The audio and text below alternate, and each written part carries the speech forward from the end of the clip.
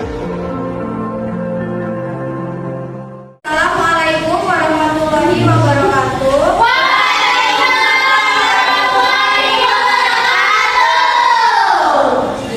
Perkenalkan, kami dari kelompok 5 yang akan memaparkan hasil diskusi kami yang berjudul tentang makhluk hidup dan lingkungannya. Perkenalkan, saya di sini sebagai moderator, yaitu Devi Puspitasari. Ada rekan saya yaitu Lestari Darmawati, ada Alia Fauzia, ada Laila Kesiba, dan Laila Simibadia. Baik, untuk materi pertama yang akan disampaikan oleh Alia Fauzia. Baik, capaian pembelajaran yang ada pada modul yang kita buat ini yaitu peserta didik mampu mengidentifikasi komponen biotik dan abiotik. Peserta didik mampu juga menjelaskan hubungan antara makhluk hidup dan lingkungannya, dapat memahami simbiosis dan menyesuaikan rantai dan jaring-jaring makanan. Selanjutnya, peserta didik mampu menjelaskan apa dampak perubahan lingkungan terhadap makhluk hidup. Selanjutnya ada tujuan pembelajaran yang ada pada modul kita ini, yaitu yang pada pertemuan pertama, peserta didik dapat mengidentifikasi minimal 5 komponen biotik dan 5 komponen abiotik. Selanjutnya, peserta didik dapat membedakan ekosistem darat dan air beserta contoh-contohnya. Peserta didik dapat menganalisis jenis-jenis simbiosis dan contohnya. Pada tujuan pembelajaran di modul yang di bagian pertemuan kedua, peserta didik dapat menyusun rantai makanan dan jaring-jaring makanan. Peserta didik dapat membuat diorama ekosistem serta menunjukkan sikap kepedulian lingkungan melalui tindakan pelestarian. Selanjutnya akan dilanjutkan kepada rekan saya, Lestari Darmawati. Oke, selanjutnya yaitu ada materi pembelajaran. Untuk peserta didik agar pembelajaran itu menjadi menarik, kita sebagai guru yaitu menyediakan media ajar seperti ini, yaitu seperti materi yang akan kita ajarkan tentang makhluk hidup dan juga lingkungannya.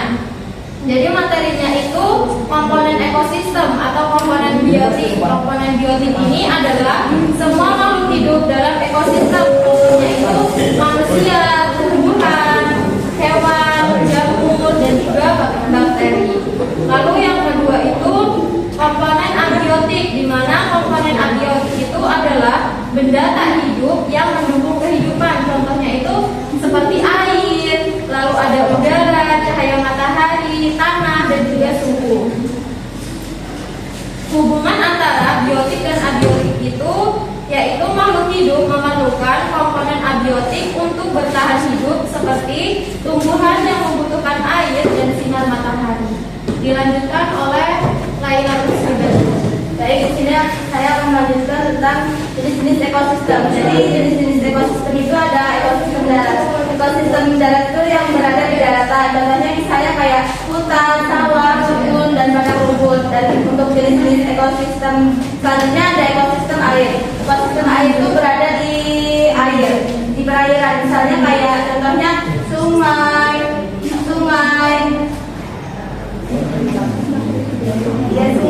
terus ada danau, laut, dan rawa. Perbedaan utamanya yaitu ekosistem darat berada di daratan dan untuk ekosistem air itu berada di perairan.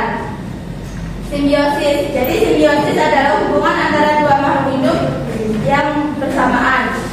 Yang pertama adalah mutualisme. Jadi mutualisme itu kedua makhluk hidup saling diuntungkan. Contohnya misalnya kayak kupu-kupu dan bunga, lebah dan bunga.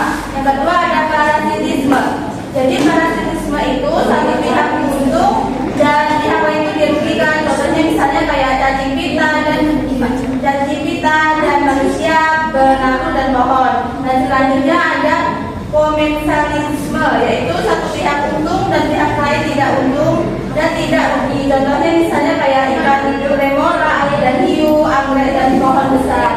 Selanjutnya akan dilanjutkan oleh Laila Kesiba. Oke, selanjutnya adalah rantai makanan. Jadi rantai makanan itu adalah proses perpindahan energi matahari, energi melalui makan dan dimakan. Jadi ada matahari. Jadi matahari itu menyoroti padi, kemudian padi itu dimakan oleh belalang, kemudian belalang itu dimakan oleh katak, kemudian dimakan lagi oleh ular, kemudian ular itu dimakan dimakan oleh kelak. Terus yang selanjutnya ada tingkatan dalam rantai makanan. Jadi tingkatan yang pertama itu ada produsen. Produsen itu tumbuhan seperti yang ada pada media kami ini. Terus yang selanjutnya itu ada konsumen 1, konsumen 2, konsumen 3, dan yang terakhir adalah penguraian. Penguraian itu seperti jamur atau tadi. Terus yang selanjutnya ada jaring-jaring makanan. Jadi jaring-jaring makanan itu kumpulan beberapa rantai makanan untuk menunjukkan rantai makanan yang saling berhubungan dalam satu ekosistem ini. Ada burung nanti, terus burung itu makan ikan yang ada di dalam sungai tersebut. Oke, kemudian ikannya dimakan oleh manusia yang biasanya mancing seperti itu. Terus yang selanjutnya ada manfaat. Jadi manfaatnya itu adalah menjaga keseimbangan ekosistem. Terus yang kedua ada menunjukkan hubungan antara makhluk hidup yang lebih kompleks.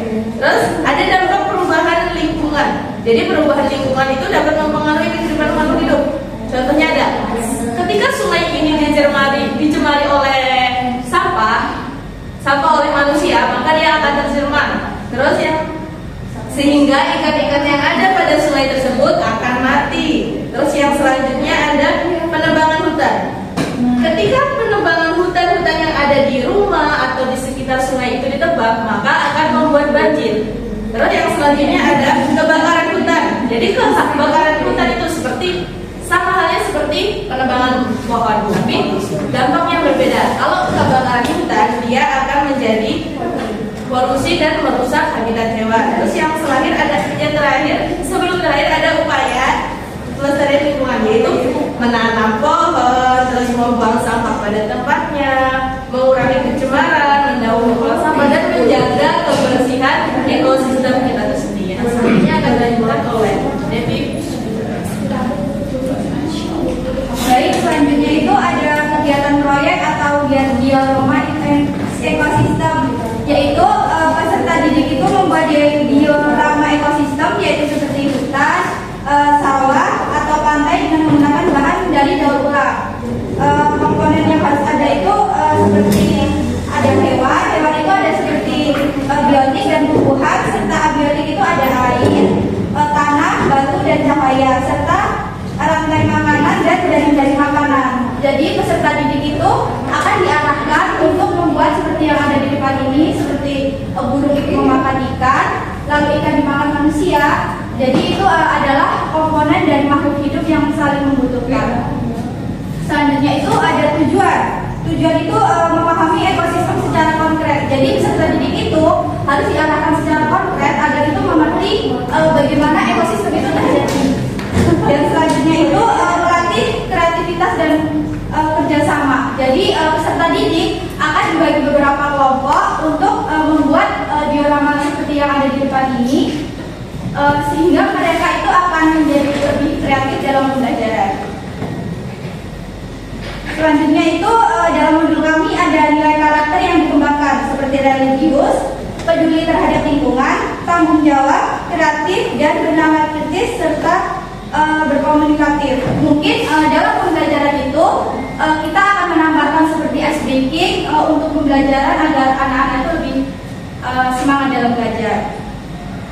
Dan untuk kesimpulannya, ekosistem terdiri dari komponen biotik dan abiotik yang saling berinteraksi serta hubungan antar makhluk hidup yang dapat berupa simbiosis, rantai makanan dan jaring-jaring makanan yang sudah saya contohkan di depan ini, yaitu sebagai media pembelajaran yang ada.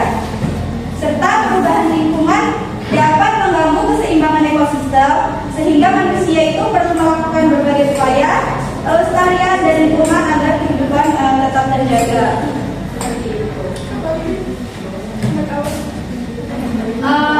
Mungkin sekian yang dapat kami sampaikan dari kelompok 5. Kurang lebihnya kami memohon maaf. Kepada Allah kami memohon ampun. Saya akhiri. Wassalamualaikum warahmatullahi wabarakatuh.